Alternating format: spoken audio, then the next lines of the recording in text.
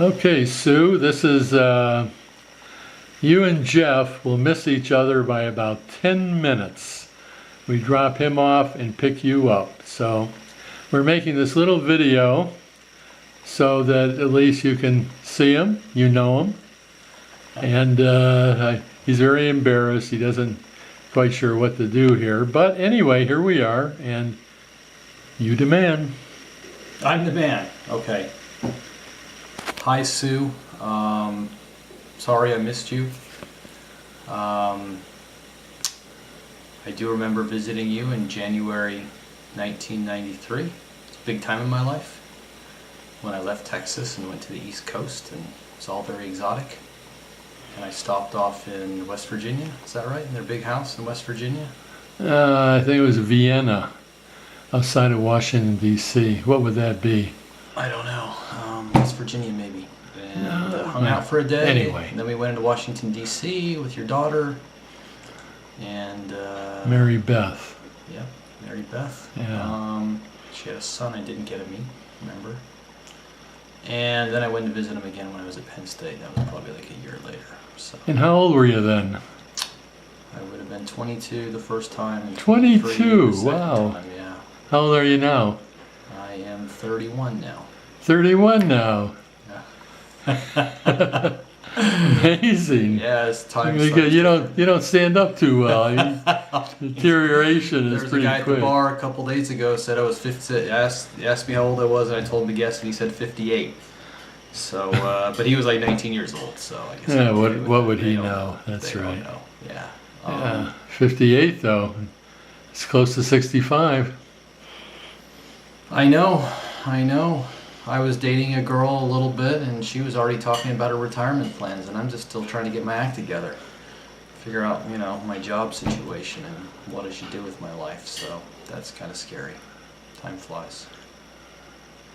So what are you going to do with your life? I don't know. Where do you live these days? I live a nomadic lifestyle. I don't have a home really, and I just go from place to place for work, and then when I don't work, I hang out somewhere. Thank God you got a rich brother. And I have a rich brother, fortunately, who has 2 vacation houses, and I call him up and say, hey, can I hang out at the vacation house for a few weeks?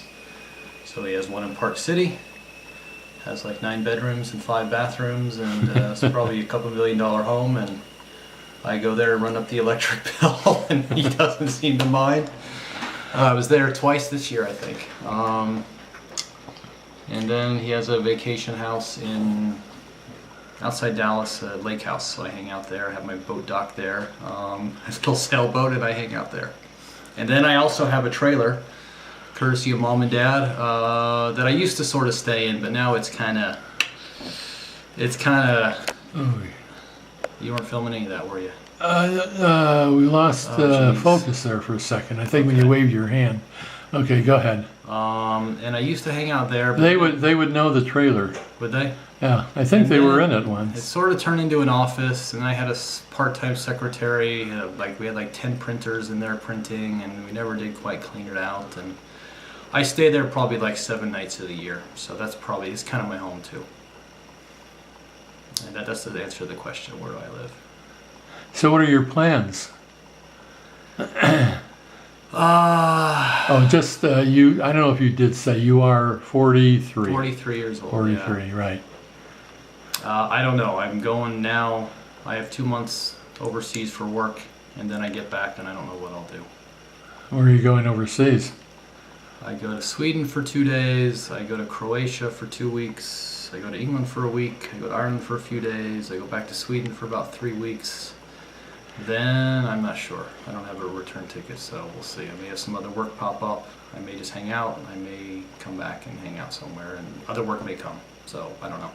That's the plan. You have any classes coming up? One in December outside Chicago. If people show up, sometimes we get really crappy turnout, and I cancel them.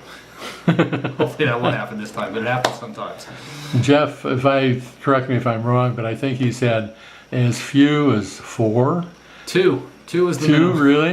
And as many as, what, 22? 25. 25, so. Sometimes I've made $41,000 on a course, and sometimes I've basically broken even. But we did one in Paris, and I got to hang out in Paris, so that's kind of like worth breaking even, you know. So how much vacation a year do you figure you have? Almost none. I mean, if people say, where are you going on vacation? I don't have a proper vacation. I'm constantly working. Like when I was in Southampton the last 2 weeks, I was working. Every day, at least I did a little bit of work, answer some emails. So basically, none. Sue, you're listening to a bunch of crap here right now. I don't know. My vacation life and my work life kind of run together. Yeah, they run together. Yeah. Even my trip to Croatia is kind of like, is it really vacation? Is it really work? So you remember when you were in DC, and you, Sue and Mike, you went to DC? I know they took us there. I remember one time. I'm trying to remember what we did. Why are you out of focus? I do remember it was very thrilling for me because my previous 2 years in Austin were pretty rough for the last 2 years of school, and then it was kind of a new beginning. And I got in the car and I drove to the East Coast, and it was all very exotic and exciting and sophisticated and.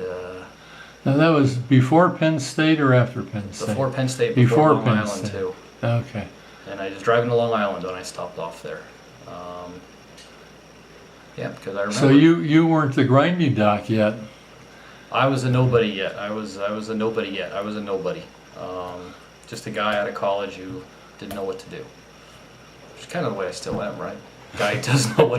Guy who went out of college still doesn't know what to do. Yeah, so I remember taking the train into the city. I remember going with your daughter. I think we went to a museum. We may have gone to, I don't know, I should remember. Because I remember things like that. The Smithsonian, did we go to? I don't know. But I do remember meeting for dinner once at the train station, I believe, with you guys. And that's it. I remember hanging out at your house for a little bit, and I don't know, you guys were very nice. That's what I remember. Well, I can see we're coming to an end here. You're not unhappy about that, are you? I don't care. That's fine. Okay. Actually, Jeff's a great, speaker. He speaks often. He wrote a book, as I'm sure you both know, about Leo, published, and does book signings all over the country, actually. And in Germany too. Germany and Holland we did some too. Yep. Yeah. You liked writing that? It was quite an experience for you. I don't know. No? Writing a book's an overrated experience. Well, that may be, but it was quite an experience for people, you. But But for you, at that time in your life, that was a big but I was thing. expecting to be on the Letterman show. I was expecting to be on the New York Times bestseller list. I was expecting to, and it didn't quite happen. I don't know. It was fine. It was good. It impresses women. There's a certain type of women who you tell them you wrote a book and they just. Well, you want to impress women. They just start. That's important for a young man. 43-year-old single guy. I'm desperate. I'll try whatever I can do to impress a woman. I'll do. Yeah. I'm starting to sweat now. I don't really like being on camera, especially this close. Okay, well that's it. Sue, we really are sorry you didn't get to meet Jeff.